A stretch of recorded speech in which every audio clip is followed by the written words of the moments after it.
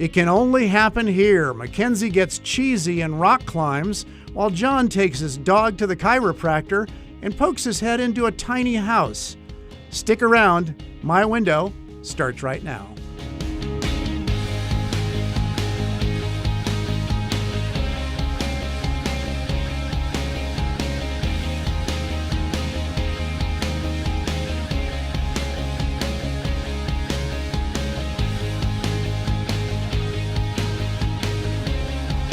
Hey everybody, I hope you're having a good Thursday.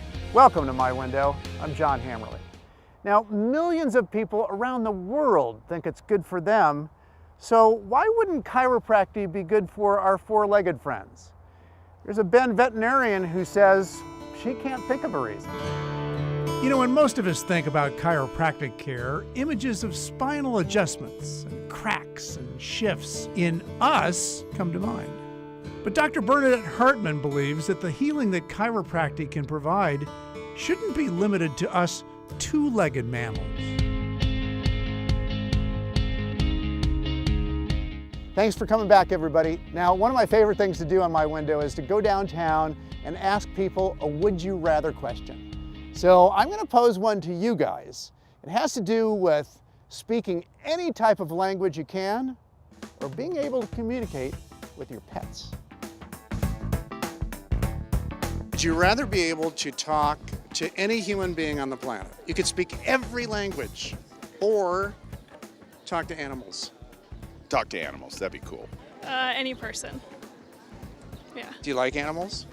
Do you want to know what they're thinking? Not really, no. Animals. Why do you think you'd choose animals? What would you want to know? Well, because a lot of the times I wonder what animals are thinking when they're doing stuff. Oh, animals, definitely. What would you want to know? Oh, what are they thinking? How much do they love their life? Are they happy? Do you think they're just conning us? Sometimes. I talk to animals. And what would you want to know? What would be your first question? Why am I on this interview? What do you think would be your first question? You really love me, don't you? You really, all that love you show me, you really mean it, don't you? Yeah. Talk to animals. What do you think they'd tell you? They love me. I think I'm gonna go for the all languages. Yeah, I think that's the dream we all want to live because we grew up watching Star Trek. And you could just click your ear and know, like right now I have no idea what you're saying. I'd like to know what you're saying. Yeah, definitely the language. What would be the most surprising answer you could get out of this guy? Where does food come from? Oh, I'd rather talk to animals for sure. Yeah. Why? Because we want to know what they're thinking. The first animal I'd rather talk to, I want to talk to, a bear. Bear, why? I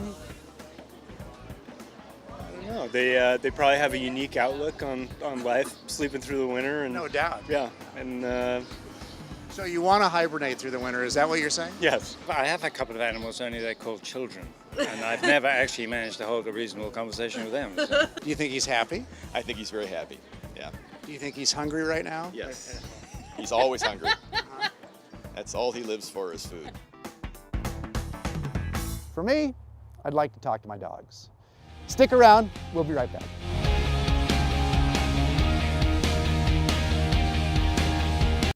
Where else can you go from fencing to pickleball to fly fishing except right here on My Window? Nowhere is the answer, so get comfortable. We're revving up right now.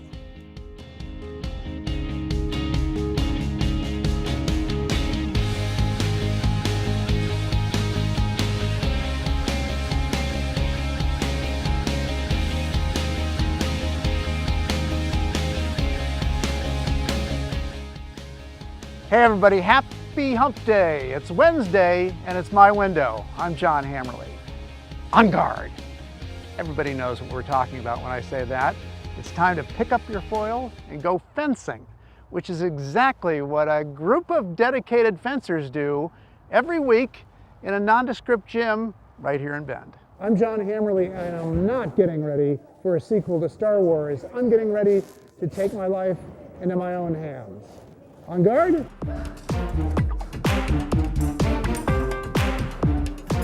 Welcome to the High Desert Fencing Club, where you're as likely to find a French-born master fencer It's a very fast-paced sport.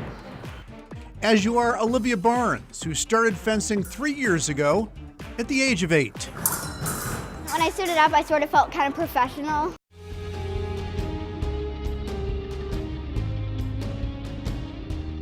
Welcome back, everybody. Well, if you've taken the My Window journey with me for any length of time, you know how much I love dogs. It's hard to believe, but there's another guy in town who loves dogs even more. As a matter of fact, he's got a household full of them. Now, these dogs are different because they actually help him pay the mortgage. Skylar? Sometimes as a reporter, you're lucky when a story literally jumps into your arms. Something's going on, right, Holiday? Right, Holiday? Which literally happened thanks to J.D. Platt and his crowd of canines dubbed the Canine Kings.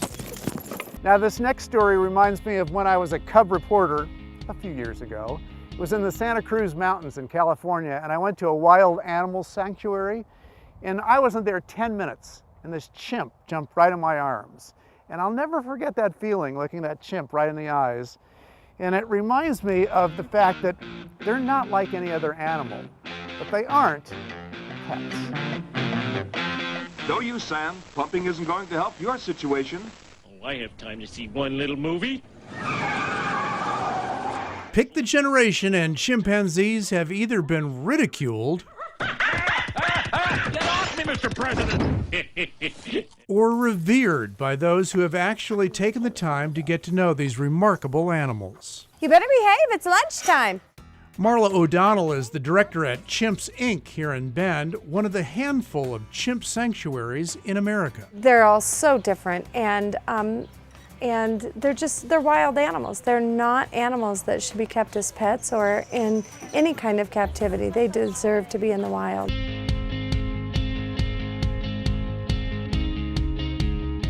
Mowing the lawn, paying the mortgage, cleaning up the house. We all know what it takes to run a house, unless that house is less than 250 square feet. So I'm driving down Highway 97 the other day, and amid the traffic and maybe a lurking local law enforcement officer, I did a double take. A house was heading north. Not an RV, not a mobile home, a house.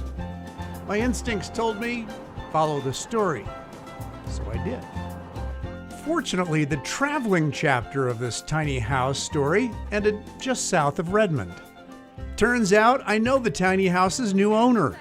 Kathy Freiberg is the horse massage therapist we featured a few months ago. But today, she's a new homeowner and very excited. It's amazing. I'm a hot and sweaty mess. Thanks for coming back, everybody. Now, back in 1968, that'll give you some idea about how old I am, my dad received the first 2 heart transplants of anybody in the world. And ever since then, all the years I've done reporting, organ donation has been an important topic.